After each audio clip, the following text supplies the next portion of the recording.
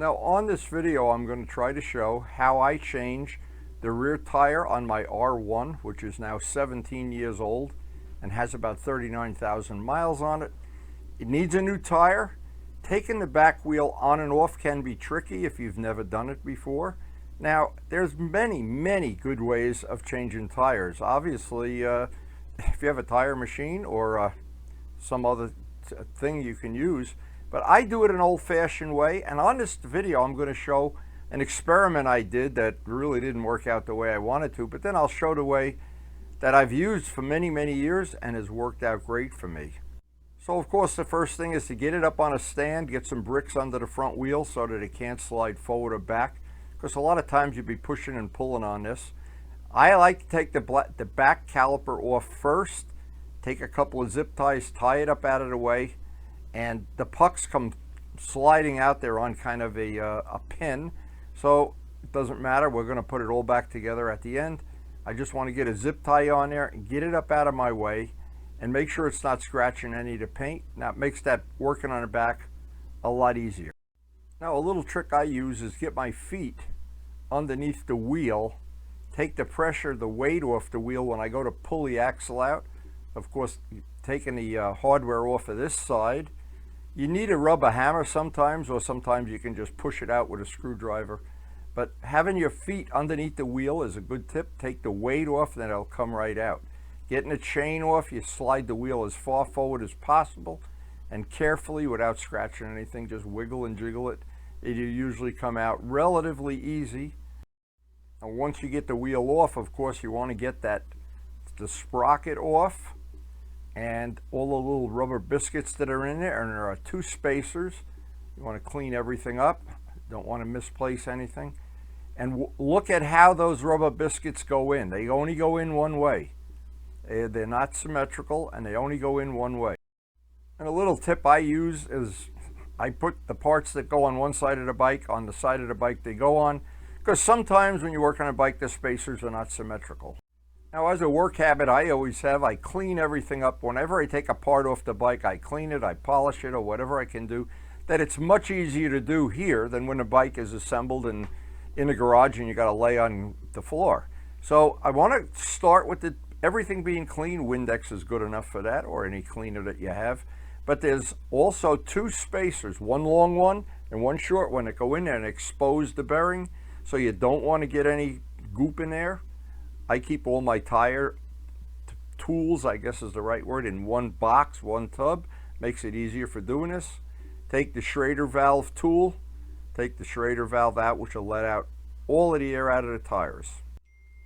Now I have two different bead breakers. I have the Harbor Freight one, which works fine, and I've showed that on a dedicated video on our channel.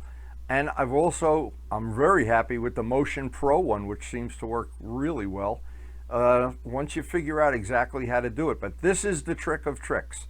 Best tip I can give: put plenty of Windex on the bead before you start using it, because what that does, it allows as the tire starts pulling away from the rim, even if you're using any other bead breaker, what happens is then the tire wants to pop back up. Well, the Windex makes it that it's not so prone to do that.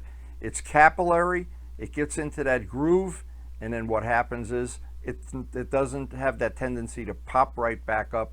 Sometimes, and I've done it already, where you can get it off in one stroke of the pen. You can pop it once and just push it down with your bare hands. But this is, now let me just mention some information here while I'm doing this.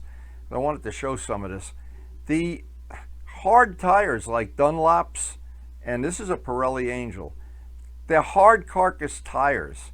They're a lot more difficult to take on and off than, say, Michelin's, which are soft carcass tires. And I'm not selling tires, so it's not like a sales thing. But if you're changing your own tires, Michelin's are a lot easier to change. And some people prefer soapy water. I just like Windex. It just smells better. I've tried other soaps, doesn't seem to work any better than Windex, and I always have Windex around for obvious reasons. But breaking both sides of the bead with the Motion Pro tool, relatively easy, relatively straightforward. Anybody should be able to do this without a problem. Now this is just truth in advertising. This Pirelli Angel, it's a 190. This was a very hard carcass tire. This was a lot more work to get off than normally when you're taking off a soft carcass tire. And because I've painted the rims on this bike, I'm really trying not to scratch the rim at any cost. And I can't say how sometimes this goes smooth as glass. If you have a helper, it's really good because he can hold some of the tire irons. And of course, there's a lot of ways. If you have a tire machine, you just pull it right off. But if you're working on your own, this is the part of the job I try to be real careful of because I don't want to scratch that rim any more than I have to. There's enough wear and tear from stones hitting it and everything else. And because I'm just fussy about it. Now, the Motion Pro little rim protectors, of course, work great. And in the past, I've done this and it's gone so smoothly. I look at the video the next day and I say, wow, that was great. And sometimes, like today, this can be a monster to get off. And when you're doing it, you never know if it's your lucky day. The big trick, if you have a choice, get the tire as hot as possible. Put the tire out in the sun. Use a hairdryer, a heat gun, anything you can do, a space heater, anything to get it warm. It'll always come off a lot easier if the tire's warm. It's warm is always in your favor. Now, another habit I have is anytime I have the bike apart, any of the bolts or screws, when I had this apart to paint the rims, I had the discs off, I polished the ends of the screws, the bolts. I wanted to just refresh that, make everything as nice and neat as I can while I have it apart. Remember, this is a 17-year-old motorcycle. It's not a... Another little bit of information. See how wide that rim is? Usually, I have found wider rims are a lot easier to mount than narrow rims. But maybe that's just me. I'm not sure. Now, Michelin says, and they're emphatic about it, that they don't sell tires. So they don't put that red dot on the tires anymore. Here, look how nice that looks. They don't put the dot on. And what they do, I've heard this from some people, that you're supposed to mount that little skew to where the valve is. Well, I tried that, and that wasn't 100% right either. So I don't know. But you want to be sure, absolutely sure, you mount that arrow sort of tire is definitely going in the right direction. And I want to use real Gorilla Tape. Now, because I ride a lot, I wear out a lot of tires. This method is the best method I know if you're going to mount your own tires. But today, it didn't work as planned. And I'm going to show this and try to show this and share what I learned. What I thought over the years, I've done this so many times that it's kind of like I can do it in my sleep. But today, it didn't work out that way. Now, in the past, I've always put a piece of Gorilla Tape as tight as possible on 12 o'clock, 6 o'clock, 3 o'clock, and 9 o'clock, with the tire mounted up the way that I know where that part that has to line up with the valve is going. Now, and here I cut the tape too short here because you really should leave it a little longer than that. It just makes it easier. But anyway, the point that I wanted to make is I've always done it with the tape in 4 places. It's always worked pretty good, and I'm going to show that after this. I'm going to show how easy it is when it's your lucky day and the tire is warm. Today, and I wanted to show this up close and personal, it was about 40 degrees outside and the tire was sitting outside. I should have brought it in the night before, to be honest. And the tire was a little colder than it should be. I didn't have time to warm it up. Karen had some things we wanted to do at the end of this tire change. And so I said, I'm going to see if I can do this a little bit easier way.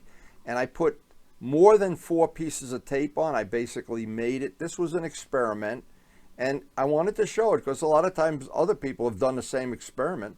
Maybe I can save you a roll of Gorilla Tape here. But it seems like it works best. And that's the information that I can share. It works best when you're dealing with 4 pieces of tape. I don't know why. I've experimented with zip ties. I know I just wasn't crazy about using up the zip ties. It seemed more awkward. The tape seems to go easier. You can't do it with gloves on. The tape sticks to the gloves. That's one thing. Now, see, this was an experiment. I'm not so sure this is if I did this more times, it would have been better, but I wanted to try it. And the thing is, you never learn anything if you don't try things. So I have that tire lube. Dawn always works just as well for me. So I said, let me just give this a try. Let me leave the camera running and let's just see if this is going to play out the way I want. Now, if the tire's warm enough, and once you get a little, you only need the lube on the one side of the rim, by the way, obviously, that a lot of times, and I've had this happen, that I almost fall over putting the tire on. It goes on so easy. Sometimes a little bit more difficult. You got to use spoons at the very end to get it on. Well, today it didn't go on as exactly as planned. I think that the extra tape just made it more difficult, and I had to resort to the old get your knees down and get that tire iron in there, and it's always at the very end you knock yourself silly, but it's a good feeling when you see that tire just drop down there. But I'm going to show how it should go when it's your lucky day. Let me just show this. So this is what I wanted to show. This is a time previously, and there's a lot of videos of changing tires. Just use the playlist for tire changing. Go to my channel and use it. This is the 4-tape method. The 4-tape seems to be the way to go. Now just watch how easy this drops on. When you get it right, and that tire was good and warm. I probably had it out in the sun. You need to get your weight on the knees and boop, right over. And that's when it's your lucky day.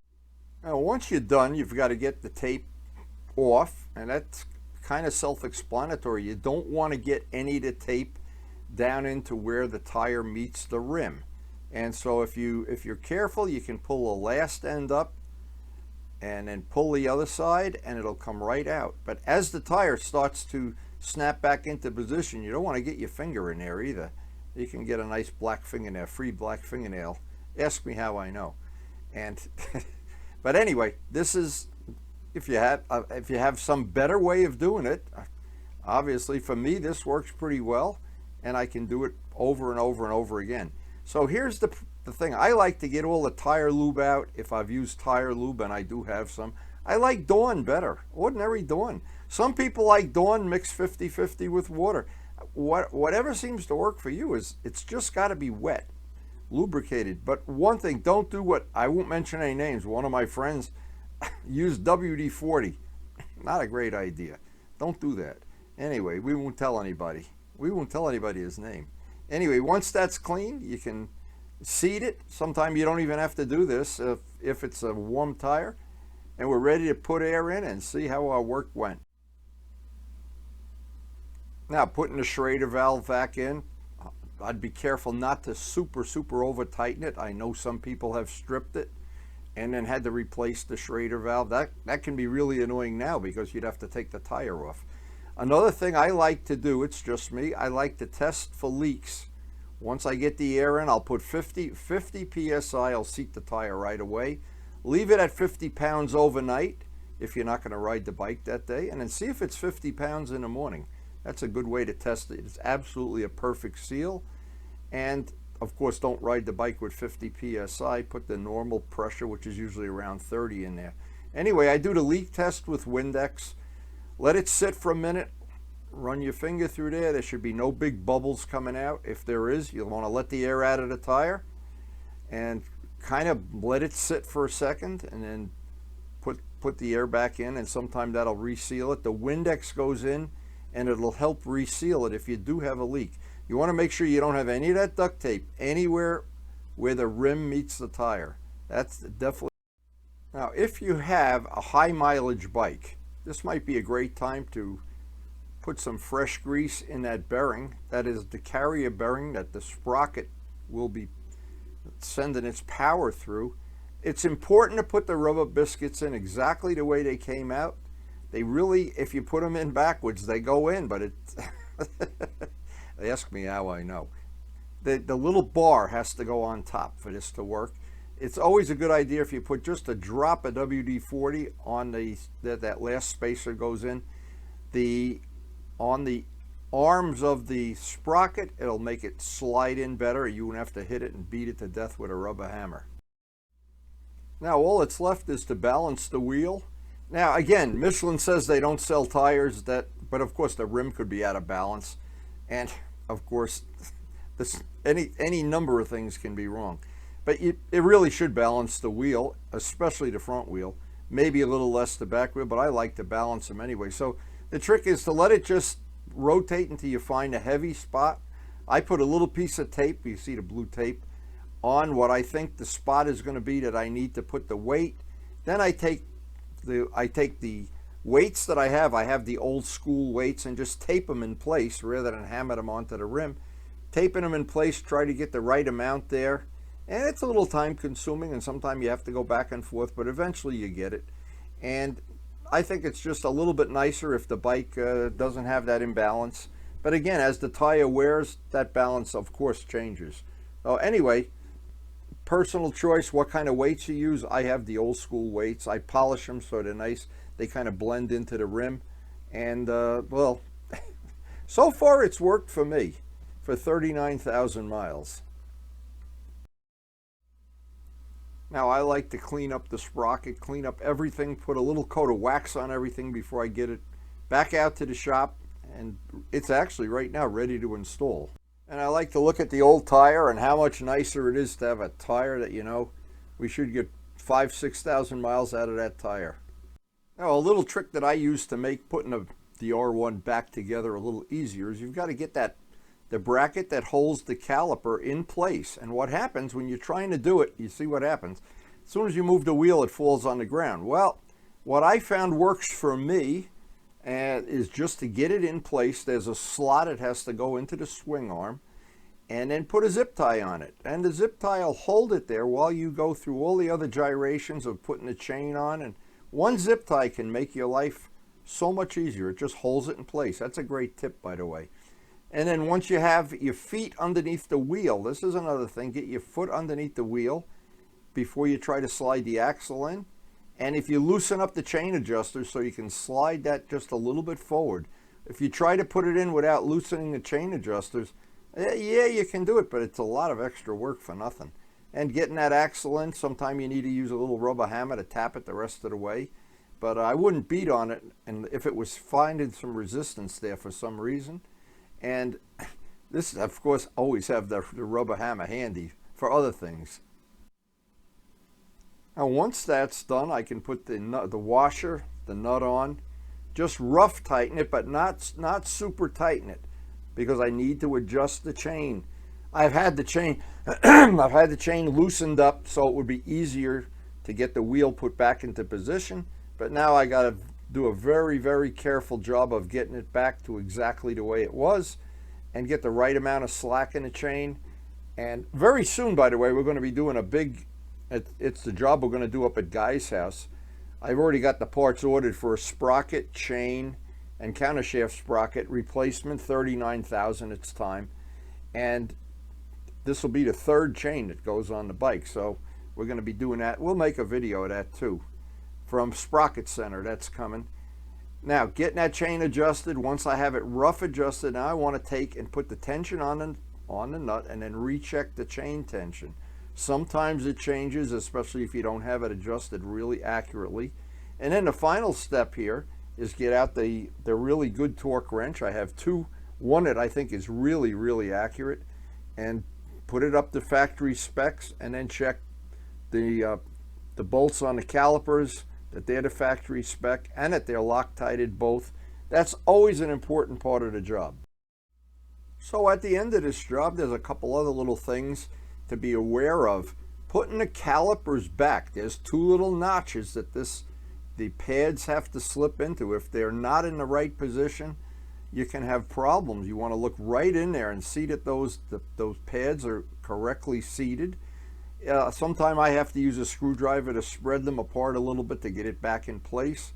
I usually walk around the bike and I look around to make sure I haven't, I do a mental checklist, didn't forget to tighten or Loctite things that need to be Loctited, or torque things that need to be torqued. Get the bricks out from under the front of the bike. I've heard of people that had real problems. Get the bike off the center stand. And a final check of the air. Now, I'm not going to ride today, so I can leave the air overnight at 50 pounds. That won't be a problem at all, but I'll check it in the morning. So the thing to learn that I learned is the best for me is, and I'm still convinced this is for me the easiest way to do it, 4 pieces of Gorilla Tape, a warm tire. Today was a 40-degree day. Maybe I should have waited, but that tire was pretty well balled, and I don't like running those tires to the bottom of the ninth. Now that I have new tires and pretty much front and back, I should be good for a whole nother season of riding, hopefully. And hope the information on the video was useful and the video was fun to watch. So the video is basically over, but I wanted to add on a few little tips. Now, people have asked me about the Motion Pro, the bead breaker, and this is good information. And I've been able to do this many times, and if you watch this close, this is a good trick. I've been able to pop the bead one time, spray the Windex around, and this is something I've just recently come to appreciate, and I only need to do that one time. And if I let it sit here for 30 seconds, the bead seems to walk its way off. I don't know why this tire was very warm from sitting out in the sun. That makes it a whole lot easier. Now, just watch how this goes. Now, you can't believe it. That's a Michelin tire, soft carcass tire. But one time, and you could put the Motion Pro things away now. The rest of it will pretty much come off by hand. And I was impressed with that. Because a lot of people, two things. A lot of people have trouble getting the bead broken, even using a Harbor Freight, the machine, or using whatever. Some people use the kickstand of a motorcycle, or I've seen people use C-clamps and whatever. If you're strong enough, I guess you can stand on it. But anyway, this is always the time you damage the rim, you put a big gouge in, is getting the old tire off. So just watching other people do it, sometime you figure out, you see that little tool on they call that the dog bone. It holds the tire down, makes it a lot easier. You can just buy that off the internet. It's called the dog bone.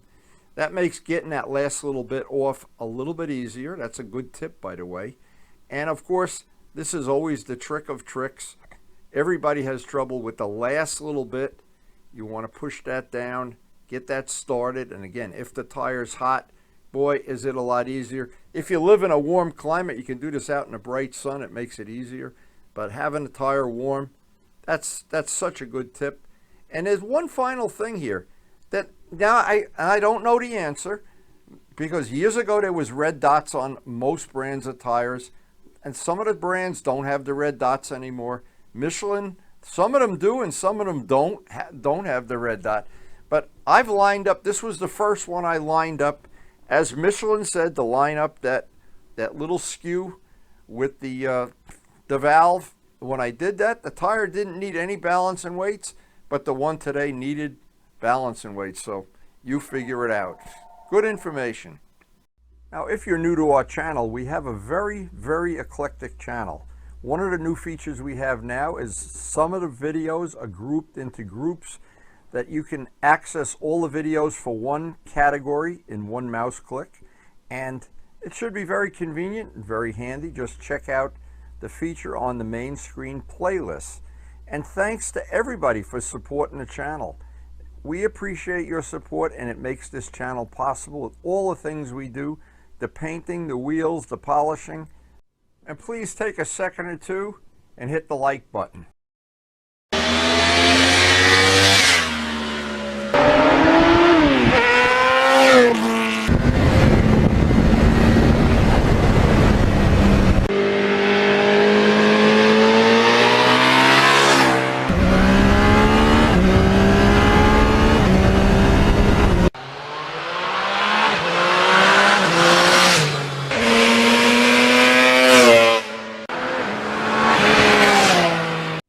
And thanks everyone for watching.